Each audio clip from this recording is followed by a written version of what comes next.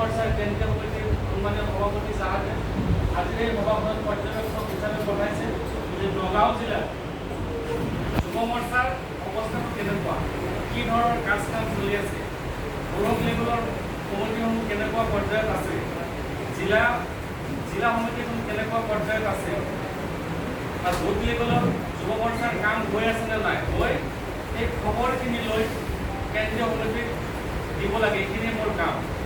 গতিকে ইতিমধ্যে মই ভালেখিনি কথা গম পাইছোঁ আৰু মই যিখিনি কথা আশা কৰিছিলোঁ যে আপোনালোকৰ ফালৰ পৰা এইখিনি মই পোৱা নাই। আপোনালোকে নিশ্চয় ক'ব লাগিছিলে যে আমাৰ এইখিনি অসুবিধা আছে, এইখিনি অসুবিধাৰ কাৰণে আমি ভোট লেভেললৈকে যাব পৰা নাই।